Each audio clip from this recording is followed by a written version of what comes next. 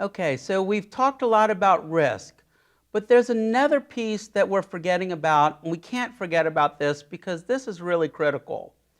We don't buy and sell our shares in a vacuum. We actually have to go to the market to execute these positions.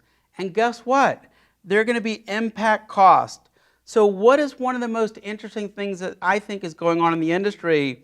There's all ways to use algorithmic trading to basically not tip your hand that you're buying a large position or selling a large position.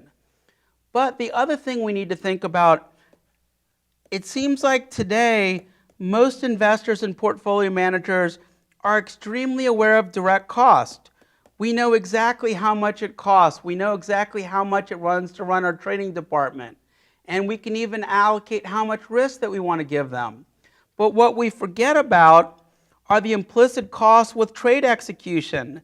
There are indirect costs here as well. What about if you decide to put a limit order and then the stock gets away from you and you never bought that stock? That's not shown anywhere, but in reality, if you hadn't had that limit order in correctly, you could have made a lot of return.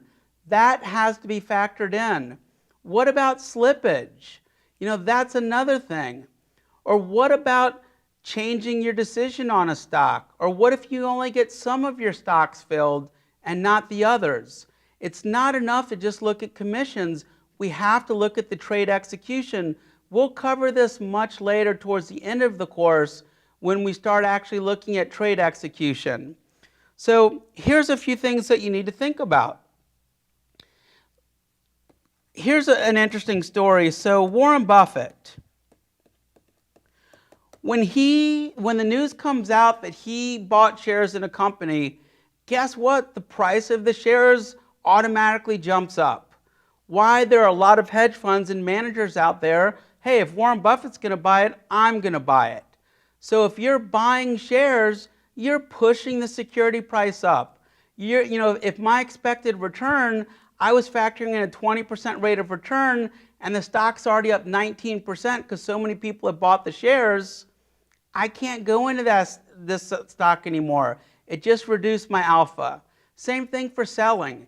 If there are major firms selling and major people selling, that's going to reduce my alpha as well because it's going to drive the stock price down.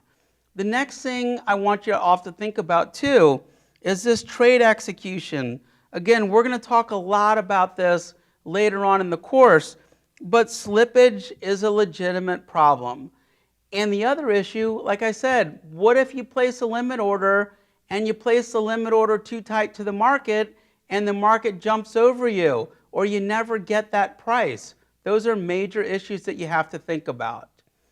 Now, what are some factors? Because again, we keep giving you cost and risk. Well, we want you to understand what's driving these. What are the factors that impact market cost? One of the things that I really want you to focus in on, trading volume. If you go into an investment and there's a lot of trading volume, it's not a big deal if I sell my position or buy my position. No one's going to notice. It's not that much of an issue. But if I'm in a very small company that's very illiquid, if I go in and try to make a move in the market, either buy or sell, I'm going to force the price against me. So if I'm selling, I'm going to keep getting lower and lower prices. And if I'm buying, I'm going to keep buying higher and higher. So basically, I'd be buying high and selling low, which is exactly the opposite of what we're trying to do. The other thing that I want you to realize with algorithmic trading, portfolio turnover, my portfolios, I had about a 20% portfolio turnover rate. So my portfolios, I kept them on average about 5 years. If you're turning over the portfolio all the time and you're using shorter and shorter investment horizons, guess what? You've got more trading cost. You've got more direct cost. You've got more indirect cost. And more importantly, you might have more market impact cost because you might be going in placing large amounts of buy and sell orders in securities that just don't trade that much. And then the last thing I want to tell you, and this is probably the most important thing that we need to understand. Certain managers can send signals to the market.